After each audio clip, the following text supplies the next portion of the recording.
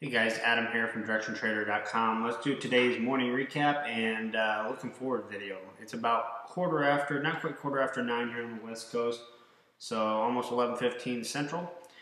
Let's take a look at some of these markets. Today's video is going to sound a lot like the last three.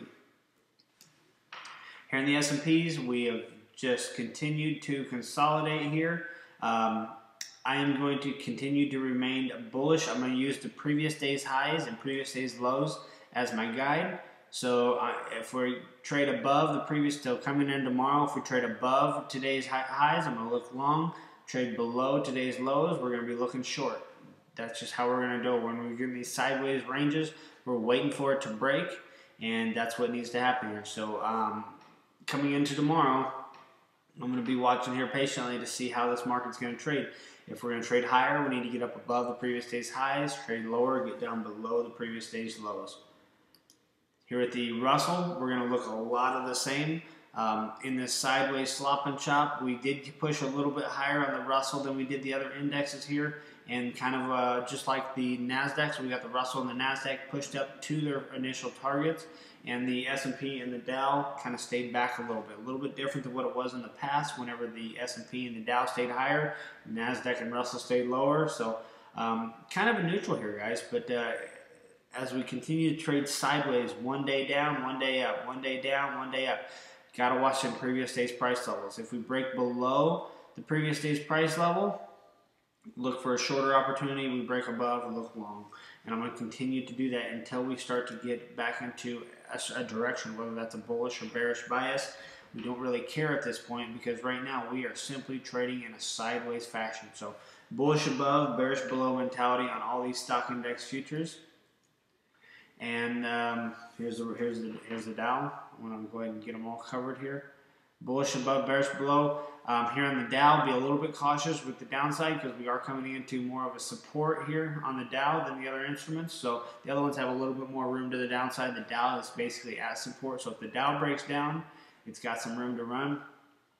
If we break up above the previous day's highs, come tomorrow, we break above today's highs. Look for long side opportunity back in the resumption of the overall trend. The crude, still in this sideways fashion here. 11 straight trading sessions inside this range. Just looking for it to break, guys. If you want to break down, great. Watch out for this support here at the 50% level. But if we can break down below that, it's off to the races back down to the downside. And same way if we're able to break higher here. We have a lot of room here. Momentum is still to the upside. We still have all this momentum to the upside. We still have all these technical levels holding this thing to the upside. But today does not show that, as we've been eking our way down non-stop today, just a steady grind to the downside all day.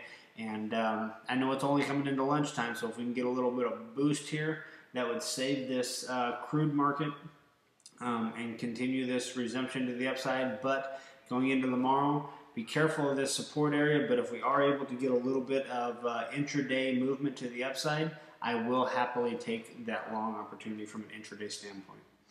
Gold, another sideways comment from me, guys.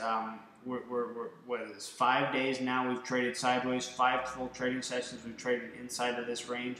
We need to see a break here. Avoiding this previous swing high that you see, we have a ton of room in gold to the upside. If it wants to break down, it has a lot of room to break down before it finds support. So we just need this to get out of this range, just like we were talking about in the crude and the stock index futures. Get out of this consolidation that we've went through this week, and let's start trading a little bit better next week. So if you guys struggled this week, or you found a lot of slop and chop, or maybe some no-fills like myself, I had a lot of no-fills this week. Caused a lot of just confusion here because we had a lot of no-fills, but looking back at the daily charts, you can see why we had a lot of no-fills. Lots of slop and chop on all the instruments that I'm looking to trade here. So hopefully come tomorrow and come next week we can get these markets start breaking one way or another, so we can start putting together a pretty good game plan and start back with our directional trading. So that's it for today, guys. Hope you enjoyed these videos. Today was more of a recap, kind of like yesterday, just a recap, just waiting for these things to move. Then we can start talking about some technical stuff. But we just need to see these markets start to move so we can start to put on more and more trades. So that's it for today. If you have any questions, you can always email me, adam@directiontrader.com. If not, I will see you in tomorrow's video. Thanks for watching.